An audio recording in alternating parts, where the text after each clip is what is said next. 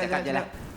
Okey, selamat datang ke bahagian kedua di Voice Out Cakap Je, dan pastinya kita tadi sedang bersembang tentang pemakanan dan senaman untuk gaya hidup yang sihat. Dan pastinya bersama kita ialah Kak Didi Mahmud atau Dr. Didi Mahmud, ya, seorang Regional Head dan Pensyarah Kanan Adjunct Edith Cowan University Australia. Ya, dan selamat datang juga Kak ke sesi Voice Out Cakap Je. Dan kita ingin menyambung apa yang telah kita bincangkan tadi. Banyak ilmu yang saya telah pelajari Kak tentang pemilihan makanan, ya, tentang cara senaman yang betul. Jadi soalan saya seterusnya ya Kak ialah, bila kita bersenam, tak kisahlah sama ada kita jalan pantas ataupun kita berjoging, adakah masa tu memainkan peranan? Maksud saya tu, ada beza tak kalau kita berjoging pada waktu pagi, petang atau malam? Okey, sebenarnya kalau kita hendak bersenam, sebaiknya yang disyorkan ialah kita boleh bersenam pada waktu pagi, kerana pada waktu pagi itu ia memberi kita lebih tenaga supaya ramai orang fikir, alamak bila senam tu penat lah nanti. Betul, kan? nanti nak kerja kan? Kita nak kerja kan? Tapi sebenarnya bila senam waktu pagi tu akan memberi lebih banyak tenaga untuk sehari suntuk.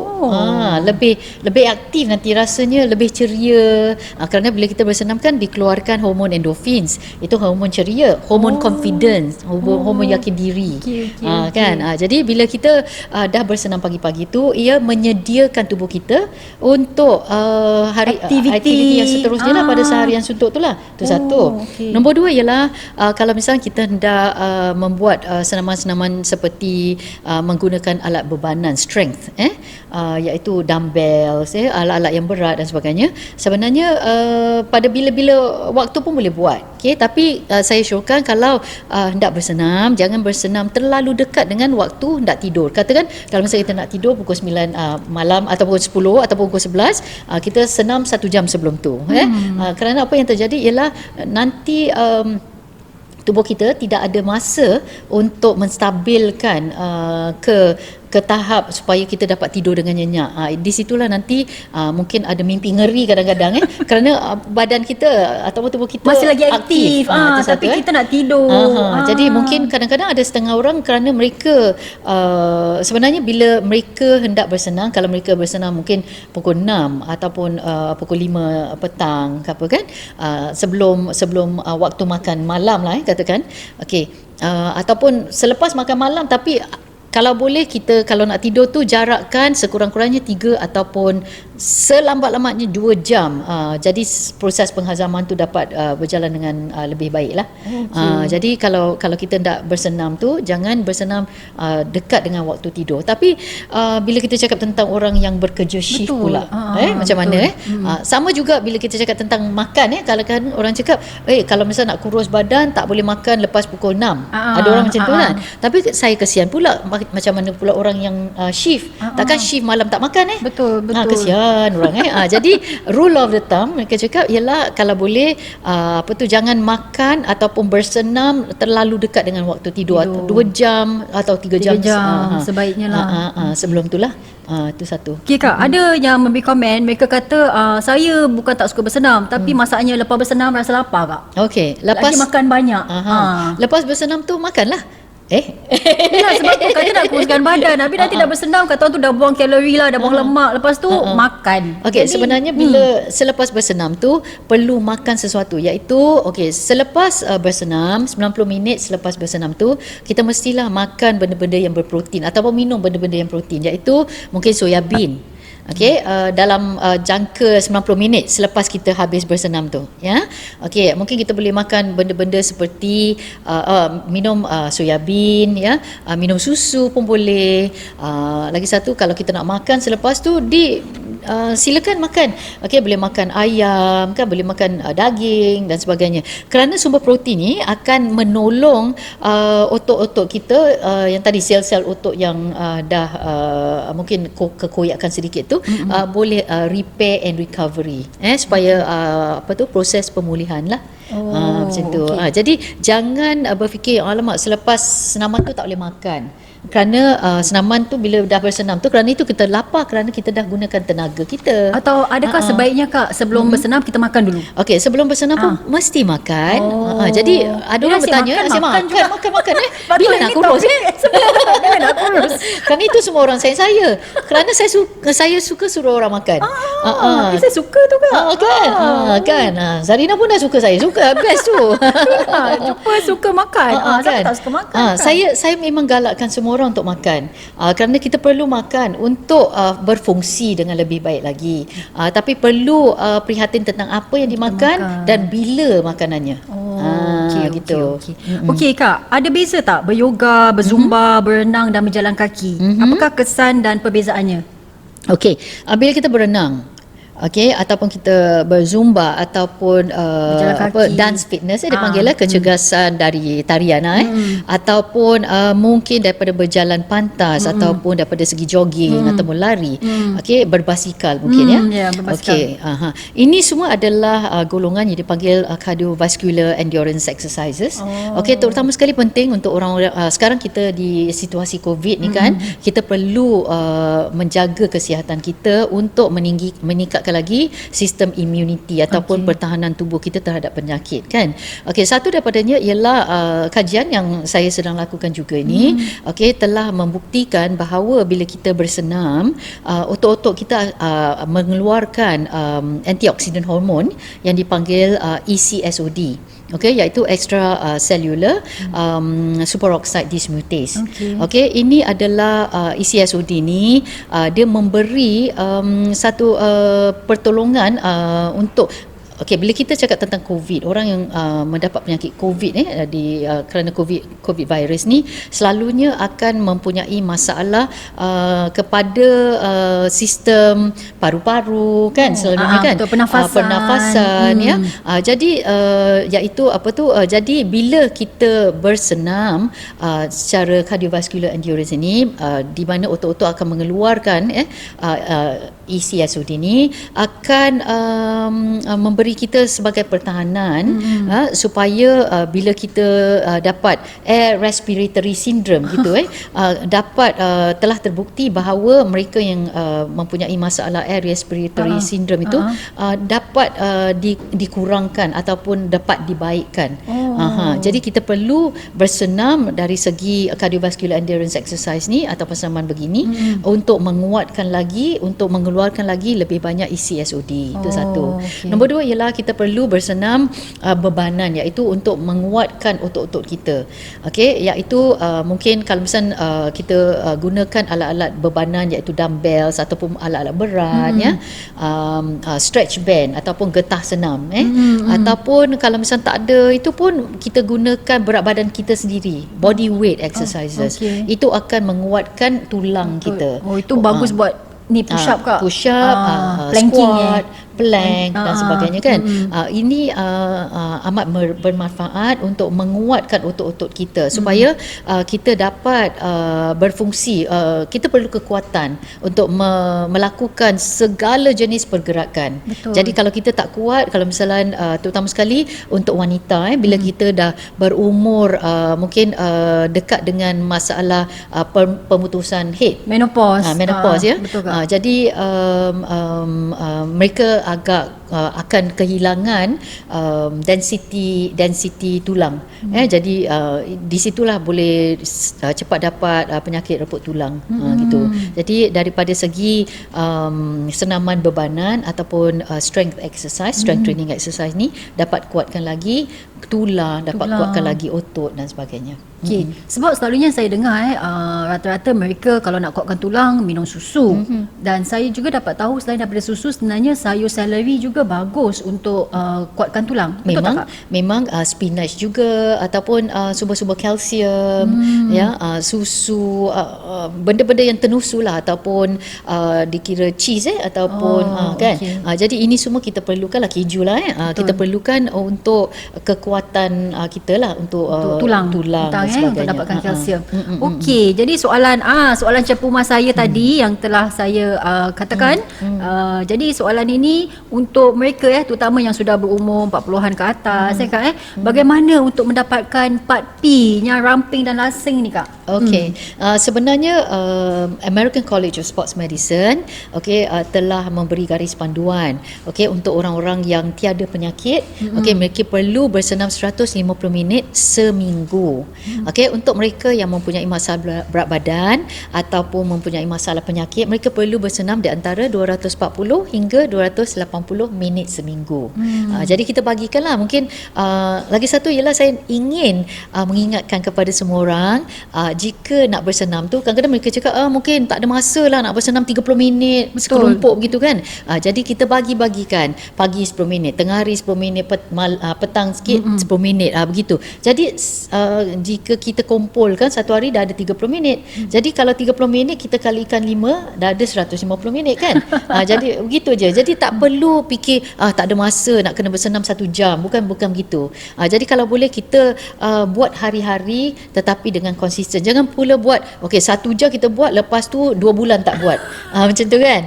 Jadi perlu berkonsisten gitu. Betul lah. Saya sikit-sikit ya Kak, sikit-sikit. Memang ini juga amalan Nabi kita kan. Nabi juga bilang dia lebih suka umatnya membuat amalan yang sedikit tapi berpanjangan. Memang betul. Macam Kak cakap, puasa 3 bulan, 4 bulan, setahun, lepas tu semua hidup tak puasa.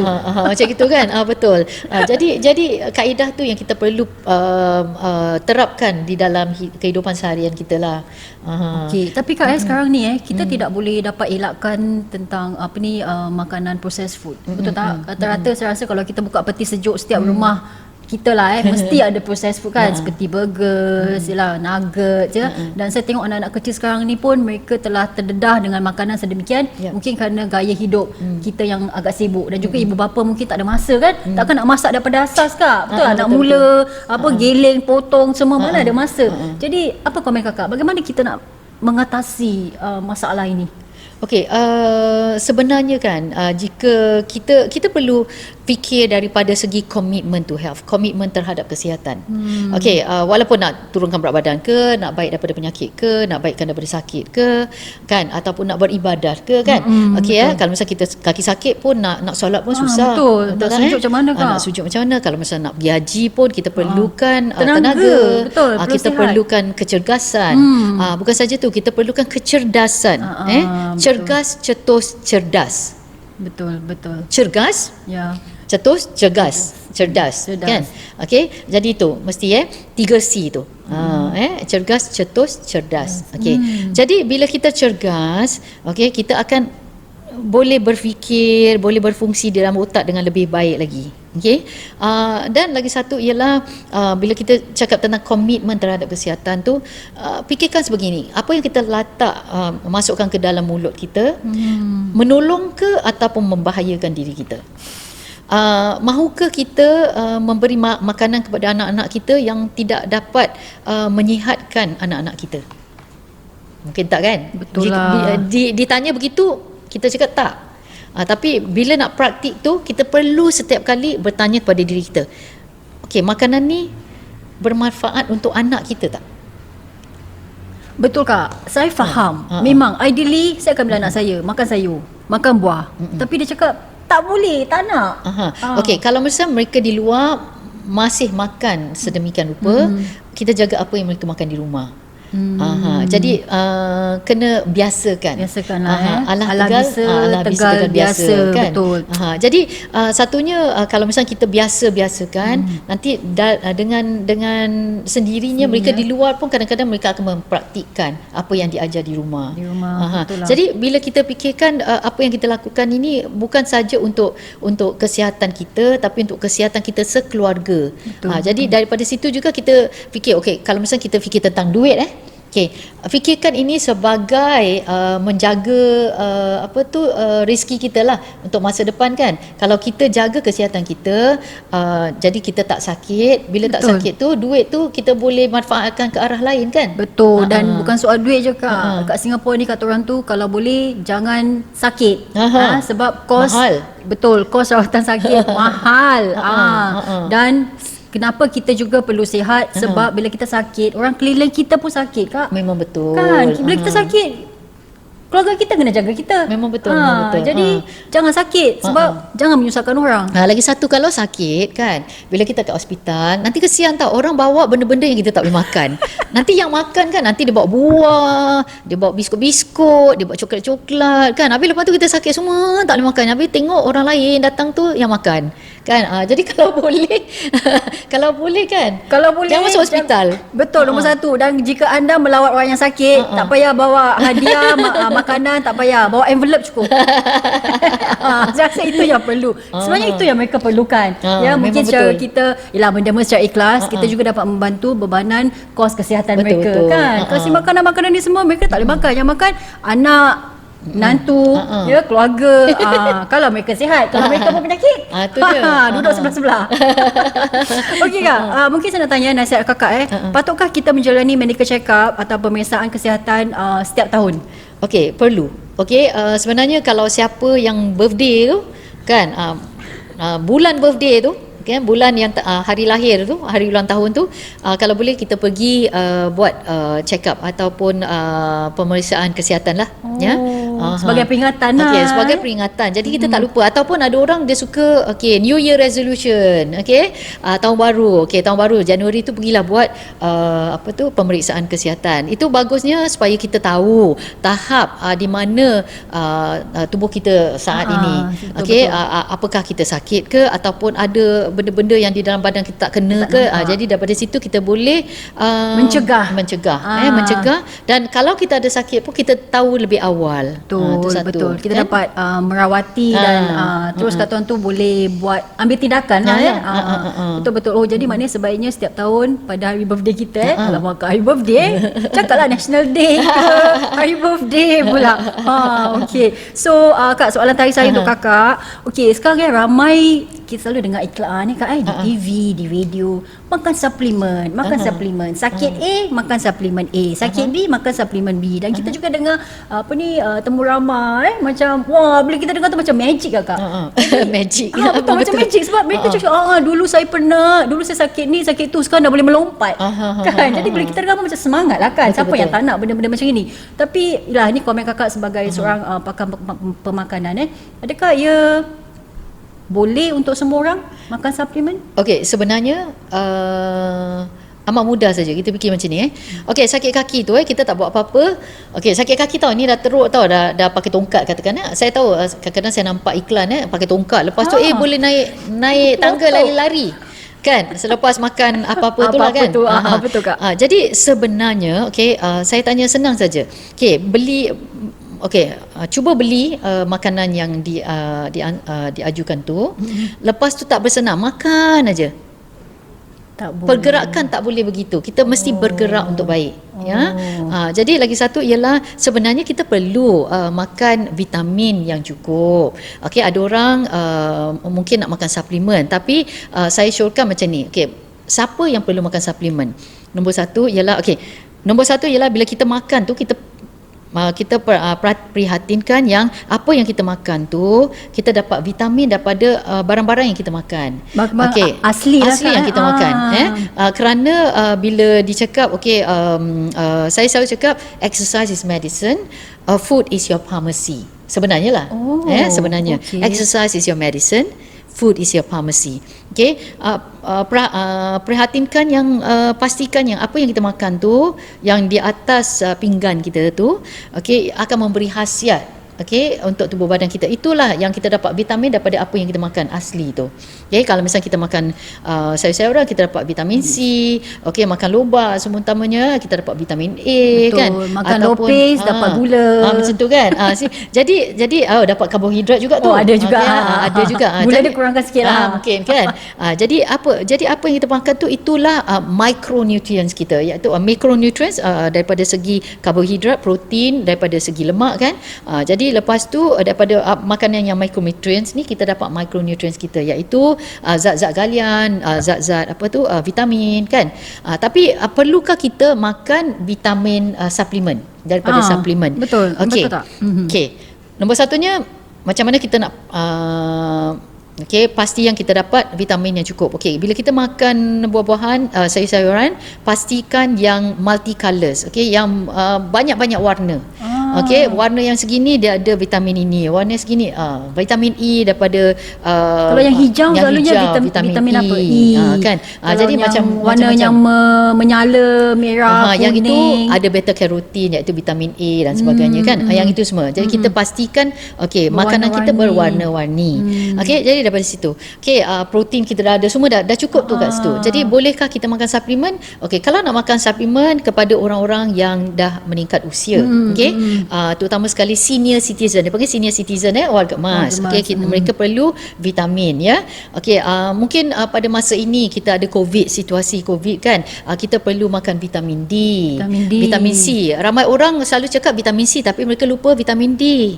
Vitamin D juga tolong meningkatkan lagi ketahanan tubuh terhadap penyakit kita. Imunisasi lah imunisasi juga. Itu satu immunity lah ya. Okey, itu satu. Okey, nombor 3 ialah kalau misal untuk orang-orang yang bekerja di luar. Kadang-kadang bila mereka nak makan nasi di luar, kadang-kadang mereka nak makan sayur-sayuran tu, kadang-kadang sayur-sayuran tu dah diletak situ dah lama, dah jadi lodeh dah jadi tak rupa sayur-sayuran gitu kan. Tapi memang nak makan sayur-sayuran. Jadi kalau misalnya pemakanan you di luar tu, pemakanan anda di luar tu mungkin tak cukup mungkin boleh suplementkan dengan vitamin ya. Mereka yang sakit mungkin mungkin ada kurang makan vitamin vitamin A mungkin ke apa, boleh makan daripada jenis suplemen.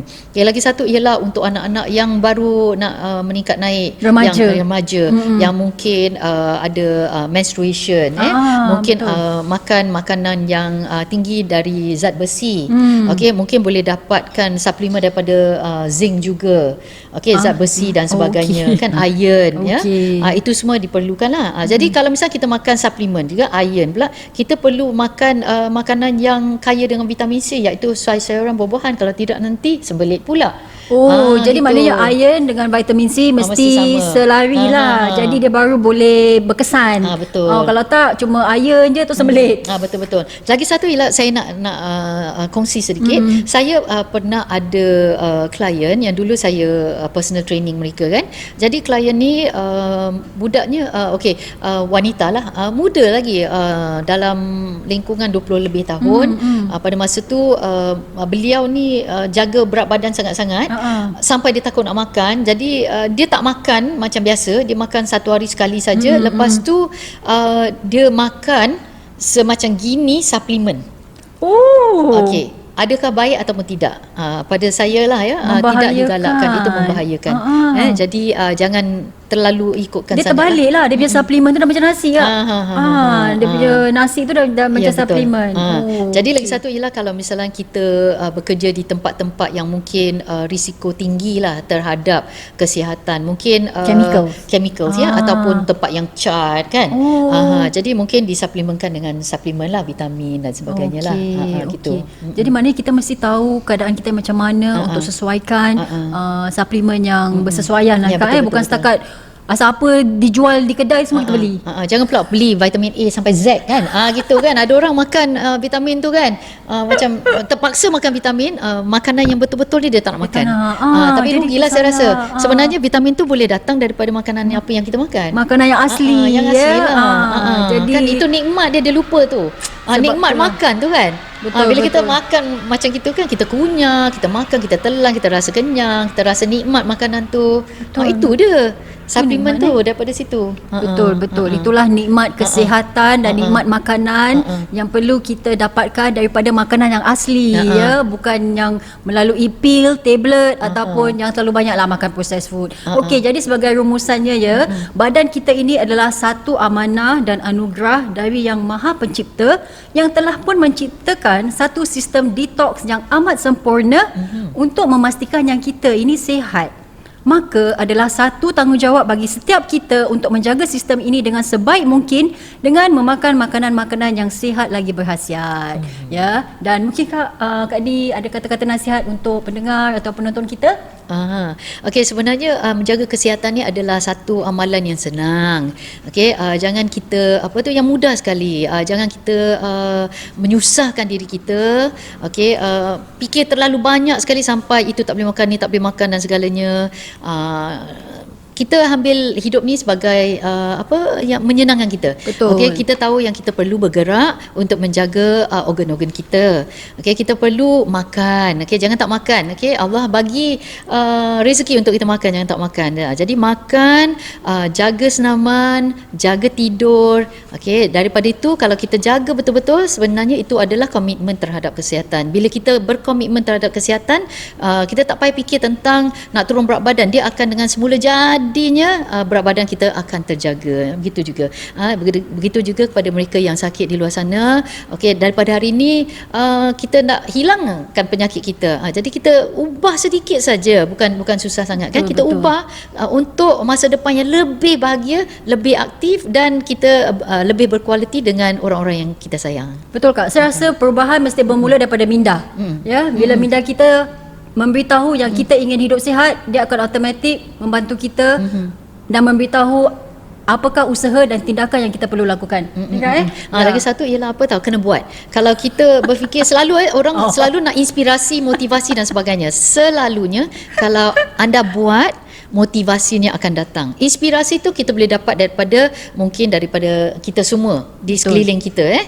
Okey, kita boleh dapat daripada bila kita tengok media semasa, tengok orang ni berinspirasi lah, betul, bagi saya inspirasi sangat-sangat kan. Tapi kalau misalnya kita tidak lakukan, benda tu tak akan jalan. Jadi untuk mendapatkan motivasi tu ada direction. Okey, inspirasi tu tempias sana tempias sini, inspirasi betul, hari-hari inspirasi. Tapi nak datangkan motivasi tu kena buat. Bila buat tu, motivasi tu rajin tu akan datang. Baru akan adanya konsistensi. Betul. Yes, dan itulah dia kata doktor kita, Dr. Didi Mahmud. Ya, terima kasih Kak Didi. Terima kasih. Ya, dan anda boleh terus mendengarkan rakaman ini dan perkongsian juga yang telah kami lakukan di edisi yang lalu di Spotify Voice Out Cakap Je, di FB page Voice Out Cakap Je dan juga YouTube kami. Sampai kita berjumpa lagi di lain kesempatan. Jaga diri, jaga kesihatan dan jaga makan. Saya Zarina Zarudin bersama saya Panji Syafiee. Sampai kita jumpa lagi di Voice Out Cakap Je, Real People, Real Stories. Voice out. Voice out.